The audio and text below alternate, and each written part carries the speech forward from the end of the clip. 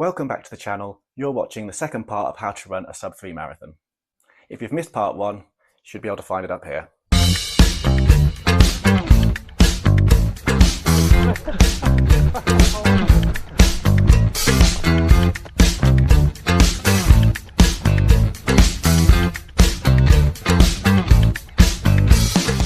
Now, undoubtedly, the most important thing for training for a marathon has to be your long run. You can run all you like at shorter distances, but you don't know how you're going to feel when you get over that, somewhere around that 20-mile mark. That's when the marathon really starts. So just around the Christmas period, I did a 25k, which I did a couple of marathon pace blocks within it. So what you've got there is, so I ended up with a 440 average per kilometre. See, that's slower than marathon pace, but there were two 5k sets within there, like hit marathon or around marathon pace. Now, at this point, you can see from my heart rate zones that I probably wasn't in shape to be running a sub-3 marathon at this point, but that's okay because I had a couple of months left to do some training, and that's where the work is done.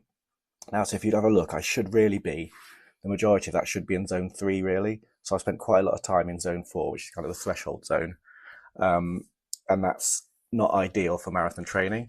Were I to be doing this now, I would just have slowed it down a little bit. Don't really want to be starting a marathon and running a lot of a marathon in zone 4, otherwise you're just going to run out of energy at some point.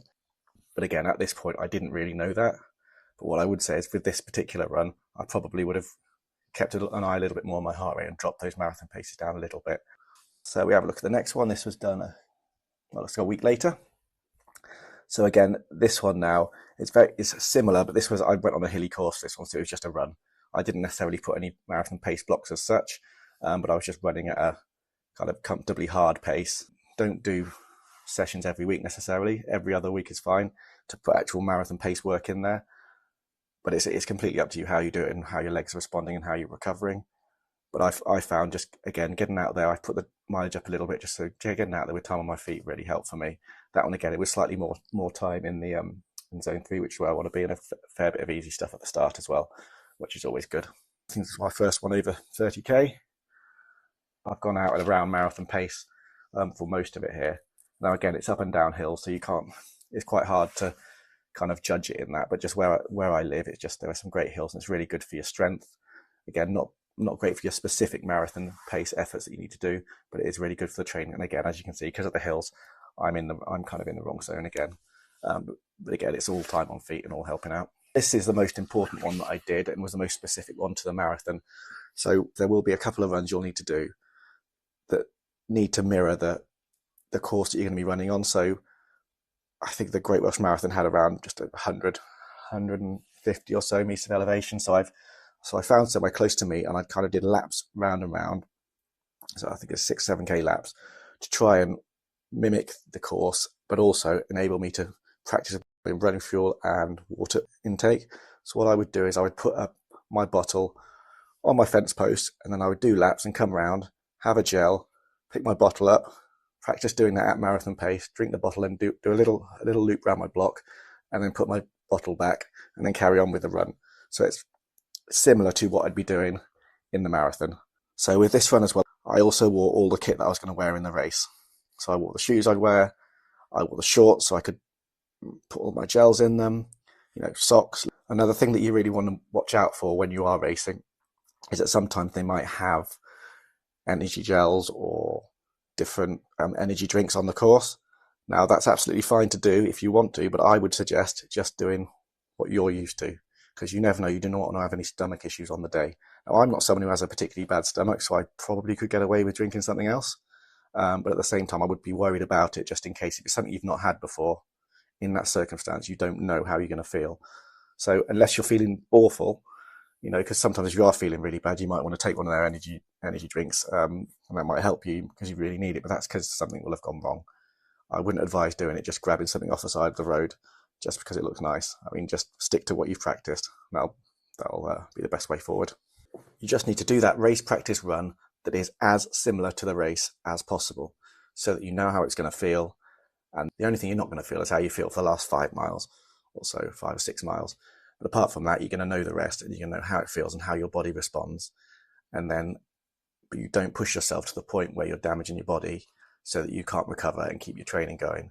And this Next one, I've gone longer again. So I've been running for 2 hours, 40 minutes. So it's, only 20 minutes less than I'd be wanting to run for the marathon. So that's a really, specific thing. And again, we're going up and down hills here. So it was a bit more hilly. So actually the pace I ran at was probably quite reasonable. Again, a little bit in zone 4, but not too much. But it's that kind of thing. It's just stacking training on top of training. Now, for some of these longer ones where I wasn't doing laps, I have a running vest where I'll take water with me and put my gels in, that kind of thing, because I'm not specifically practicing the actual race day kit, but I am practicing how to take on water and gels as I'm running at the same time and not stopping. Lots of things to think about when you're looking at trying to run a sub-3 marathon. One of the biggest things has to be what course you're going to do it on. Exactly how much elevation is there? What's the weather likely to be like? How far is it from where you live? Will you need hotels? If it's abroad, you might just fly there. What were the crowds like? These are all things that will have an impact on your day. Now, I haven't done a marathon abroad, but I have done one in a different city. I did Manchester last year, and I had a few issues around hotels. So I'd booked a place to stay, and when I got to Manchester, I found out that there was, in fact, no place. So I was scrambling around and managed to find somewhere in the end, but it did kind of impact general calmness on the night before the race. And there were also train cancellations and things. So it's trying to minimize the things that are out of your control. So I'd say for your first marathon, if you are looking to get a time, try and find somewhere close to you so you can sleep at home and then, get there for the start of the race, a couple of hours before the race. It'll be a lot easier, and it just takes out a lot of messing about and a lot of issues that are out of your control. I would advise typing Fast Flat Marathons UK or wherever you live into your search engine, and it really is as simple as that. It'll come up with a load of options for you and pick one that is close to you. So having a crowd out there supporting you does make a difference, with people screaming you on. It does help you to keep pace. The marathon I did, the Great Welsh Marathon, didn't have a huge amount of crowd support. If you are someone who does like the support of people shouting and cheering for you, then maybe go for one of the bigger ones. So I did Manchester last year, and it was a completely different experience. There were parts that didn't have a huge amount of support, but there were parts that had a lot as well. And it is quite good, especially towards the end, to have people cheering you on. You need to know what kind of water is available on the marathon course that you'll be doing. So check the event website, and it will usually tell you what they provide, whether it's in a bottle, whether it's in a cup, whether it's in a plastic cup, whatever it is. You just need to know so that you can practice drinking from that in your training runs. There's nothing worse than getting to a race and finding they've got plastic cups and you having to try and drink out of them. Now, the first time I encountered this, it was the first time I'd ever had a plastic cup and tried to run at the same time, picked it up from the side of the road, and then proceeded to just chuck it up my nose, and did a fair bit of coughing, and was not the best situation. Got a little bit better later in the race, but I'd say I didn't take on as much water as I could have done. Now, if it is plastic cups or paper cups, whatever the case may be, it's a good idea just to make sure you get that water down. So even if you have to slow down quite a lot, it's better to take the water on than end up dehydrated later in the race. Saving 2 or 3 seconds just to try and drink it more quickly really won't help later on. But ideally, I'd say go for a marathon that's got bottles of water, and again, practice that. Now, if you do have to use a paper or plastic cup, there is a technique to make things a little bit easier. I'm going to demonstrate it on this. I got this when I did the Erie Marathon in Snowdonia. This is actually one that you can carry around with you. They aim to be a bit more sustainable. So the idea is they fill it up, and then if you pinch it in and then drink like that, it's a little bit easier, and it doesn't kind of go all over yourself. Now, I haven't really nailed that. It's easier if you do that, but I still struggled quite a lot. I ended up, I think at one point I was just kind of literally stopping, drinking the water and then going. I mean, that's not ideal, but again, just getting the water on. Shoe rotation. Do you need one? Well, first of all, we'll start with what is a shoe rotation. So shoe rotation is having more than one shoe designed to do different things. So for example, the rotation I used for this marathon build was the Saucony Triumph 20. That was a daily trainer. So that's what I would do all my easy running in, some long runs. It's just the kind of workhorse that you use most days. I also had the Saucony Endorphin Speed 3. Now that one did the more up-tempo session. So if I wanted to do a interval session or sometimes a longer run that I wanted to do a bit more quickly, I would use Endorphin Speed. And then for the actual race, we're looking at the Saucony Endorphin Pro 3. Now, I was into Saucony at this point just because I tried the Triumph first and found they fitted my feet, so I kind of stayed with that because I didn't want to risk anything too much. I did look at using the Nike Alphafly Next Percent 2, which I got off eBay because I didn't want to spend a lot of money on something I wasn't sure about.